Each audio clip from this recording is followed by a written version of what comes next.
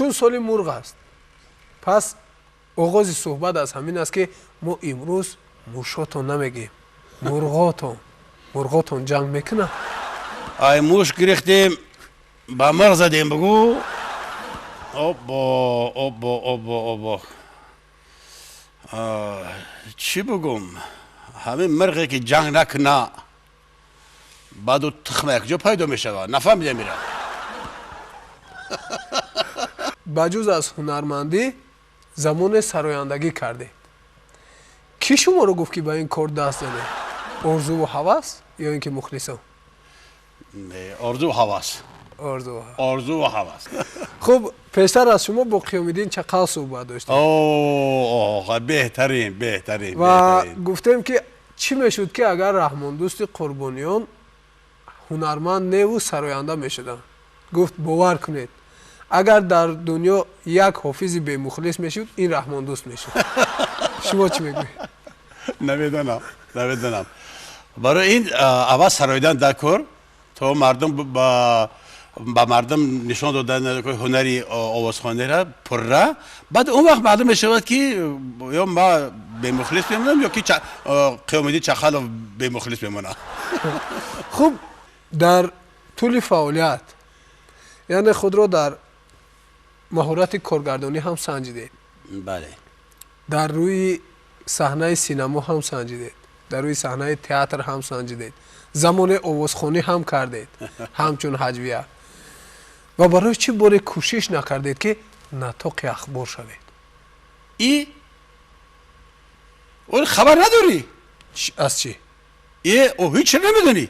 نه آخه تماشا کو. چی را؟ تماشا کو. اخبار تماشا کو، یک بار نگاه کو. کنی انا مرحمت.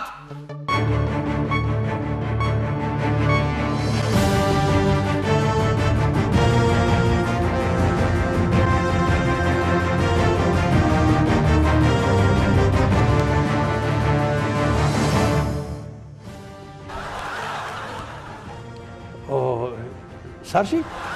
های میگفتی آخی؟ سلام تماشا بیننده گرامی. برنامه اخبار را آغاز می‌نماییم.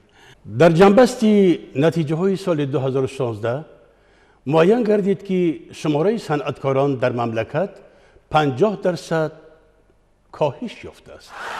سبب کاهش سرایندگان این است که بدون شنا نمودن در بحر بیکران هنر خود را در مجرای سینما غرق کردند.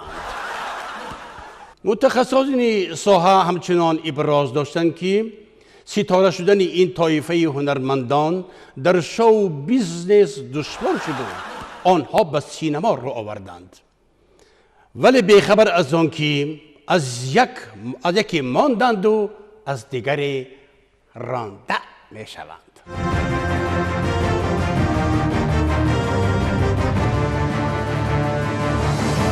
نخستین مراتبه کشاورزان تاجیک پرورش غله‌دانه و جوار مکه را در گرمخانه ها به راه ماندند.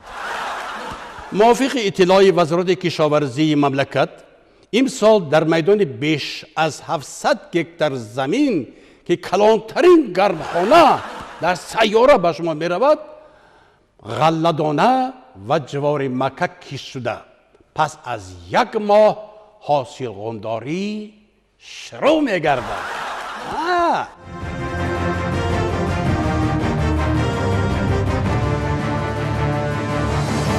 شعبه کارهای داخلی ناحیه فردوسی پایتخت حادثه دزدی را در یکی از خانه‌های استقامتی ناحیه مذکور آشکارا کرد. موافق اطلاع این نهاد دو دزد نامعلوم با نام‌های تشریف خلیلوف و جمشید حلیموف به خانه هنرمند معروف تاجیک پرده قاسموف وارد شده. از آنجا 2 خلطه ناز، 2 جوراب و کلاهی نوش را که از کهنه بازار خریده بود گرفته بالای این 4 ترکنی آن خانه را زیر کرده از جای حادثه غیب زدند. بعد از دستگیر شدن تشریف خلیلوف و جمشید حلیموف آنها ضمن پرسجویی پلکاودیک ملیسه ناحیه علاءالدین عبداللهیوف و مایور نصرالدین نوردینوف به گناه خود اقرار شده. گفتند که ما تنها یک شوخی کردیم. ولی جبردیده پرده قاسموف به مقامات گفته است که پوزیش جنایتکاران را میخواهد. باید گفت که تفتیشات از روی این حادثه همانا دوام دارد. آفرین.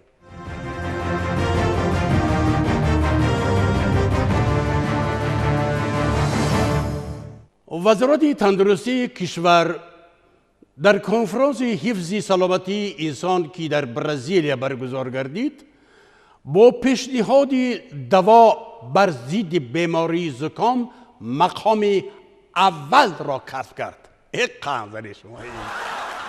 وزارت تندرستی در کنفرانس مذکور پیشنهاد کرده است که یک چایnik چای لیمون چای با و یک طبق قرطاب تاجیکی بهترین دوا بر ضد بیماری سرایتی زکام خواهد بود.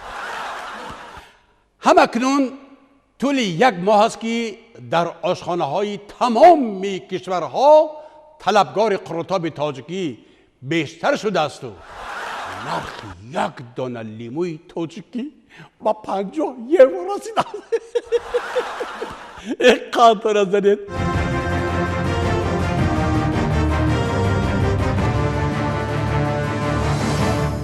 خبرهای ورزشی. ورزشگری معروف تاجیک محمد عبدالرحمانوف دیروز در مسابقه بین المللی آید به منطوپیچانی مقام اول را کسب نمود. باید گفت که این پهلوان نامدار تاجیک با پیچاندن 100 منطو در یک دقیقه مدال طلای این مسابقه را به دست آورده است. اقندزن انا اینه پهلوانی میگوید.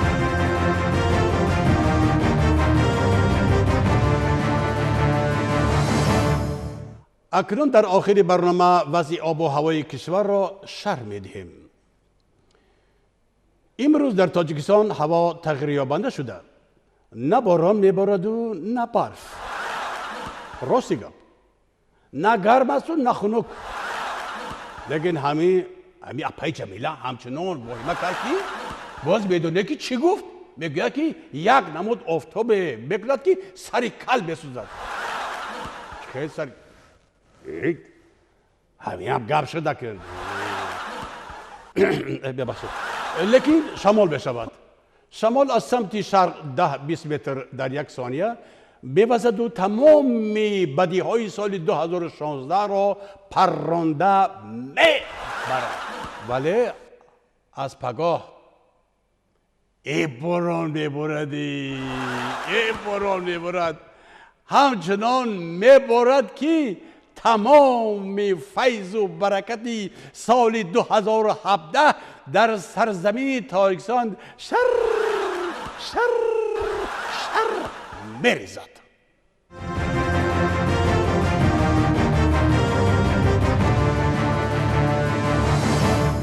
اینک اخبارمان با آخر رسید. سلامت و پیروز باشید.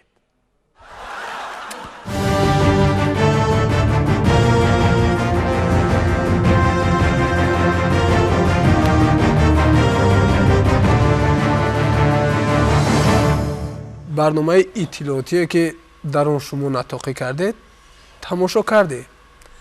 راستی گپ از آنجا تنها یک خبر محقق شد. کجاش؟ بخش آب و هوا. تا همین سری مرا در نظر داشتی نه؟ من سر شما رو نه. من به سر شما کار ندارم. شما به سرتون اشاره کرده.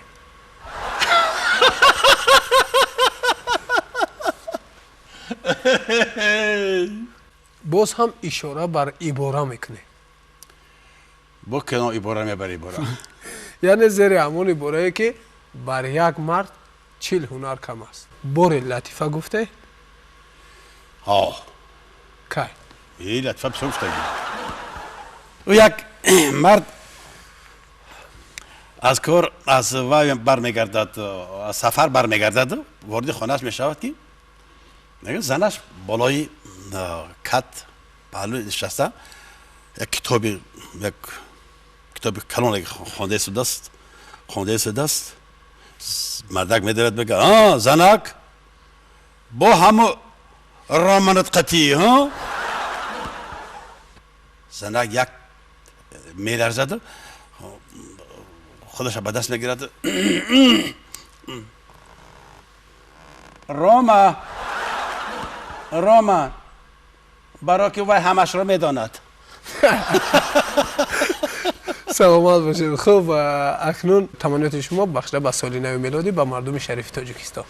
خانه هر یک تاجیکستانی آباد و زیبا و خرم و خوشبخت و سیری و پوری و نشاط باشد.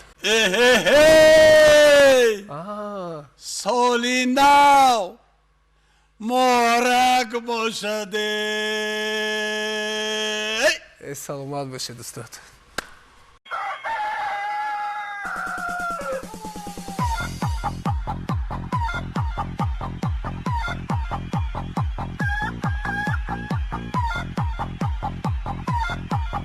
Die Rache der Sumpfhühner.